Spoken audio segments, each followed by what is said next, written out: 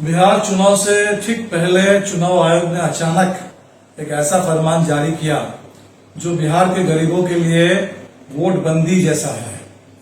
नोटबंदी के दौर आपको याद है, मोदी जी ने काला धन खत्म करने के नाम पर अचानक पूरे देश में 500,000 रुपए के नोटों को बंद कर दिया था। अब पता नहीं चुनाव आयोग कह रहा है कि जो मतदाता सूची बिहार में थी या पूरे देश में थी, जिसके आधार पर अभी 2024 में लोकसभा का चुनाव हुआ, वो मतदाता सूची ठीक नहीं थी। और इस मतदाता सूची को ठीक करने के नाम पर चुनाव आयोग ने कहा है कि 2003 के मतदाता सूची के आधार पर नई मतदाता सूची पूरे बिहार में उसका निर्माण किया जाएगा। और इसके लिए कहा जा रहा है कि बिहार में अगले 1 महीने के अंदर बिहार के 8 करोड़ मतदाता, उनके पास घर घर जाकर के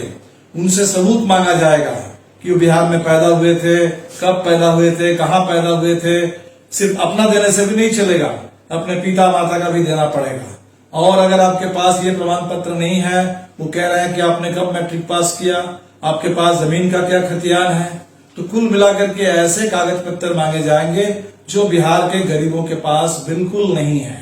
और वो भी जुलाई का महीना, बरसात का महीना, लोग पूरा व्यस्त है इस समय। कितने सारे लोग, लाखों की तादाद में जो बिहार से बाहर गए हैं कमाने के लिए, तो 1 महीने के अंदर जो कागज नहीं दे पाएंगे उनका नाम मतदाता सूची से बाहर हो जाएगा।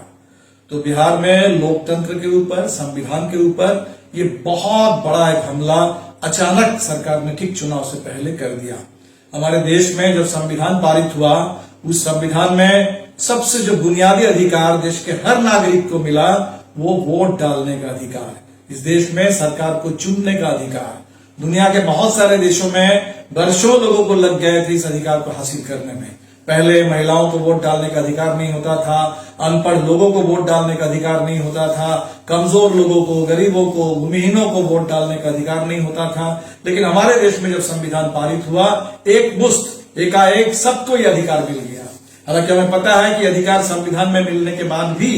बिहार में वर्षों लग गए बिहार के दलितों को, गरीबों को, कमजोर लोगों को जीवन में यह अधिकार हासिल करने में। वो 80 का दशक आपको याद है, जिस समय पूरे बूथ कब्जा के खिलाफ इंडियन पीपुल्स फ्रंट के नेतृत्व में हमने पूरे बिहार में अभियान चलाया और जान की बाजी लगा करके पहली बार बिहार के गरीबों ने वोट डाला और अपने नेताओं को जिता करके, यहां तक कि लोकसभा में आरा से रामेश्वर जी को जिता करके भेजा। तो ये जो बिहार में गरीबों ने वोट डालना शुरू किया, आज भारतीय जनता पार्टी परेशान है। उनको डर है कि 2020 में जिस तरह से चुनाव परिणाम आया, 2024 में जिस तरह से चुनाव परिणाम आया, इस बार अगर बिहार में साफ सुथरा चुनाव हुआ और गरीबों को अगर वोट डालने का मौका मिला, तो निश्चित तौर पर ये 20 साल से जो भारतीय जनता पार्टी की सरकार चल रही है, नीतीश जी के कंधे पर बंदूक रख करके, वो सरकार इस बार चुनाव में पूरी तरह से हार जाएगी। और इसीलिए इसको रोकने के लिए अब गरीबों को ही वोट डालने से वंचित करने की पूरी साजिश रची जा रही है। इसलिए 1 जुलाई से हमारी पार्टी ने पूरे बिहार में एक निर्णय लिया है कि ये वोटबंदी, गरीबों की वोटबंदी नहीं चलेगी और मताधिकार बचाओ, लोकतंत्र बचाओ। हम आपसे अपील करेंगे कि बिहार के गांव गांव में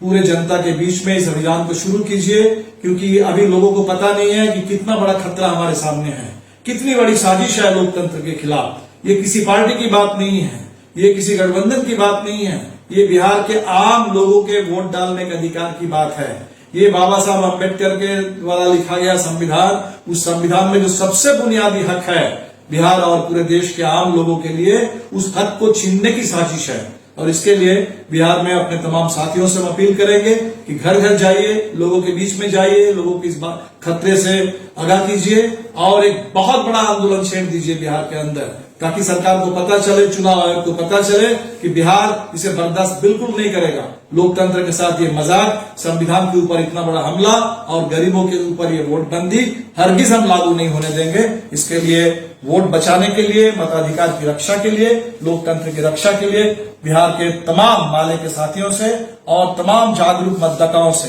हमारी अपील है, इस अभियान को तुरंत शुरू कर दीजिए पूरे जुलाई महीने में और चुनाव आयोग को बता दीजिए कि ये गंदा खेल, ये वोटबंदी, ये हमें हरगिज मंजूर नहीं है।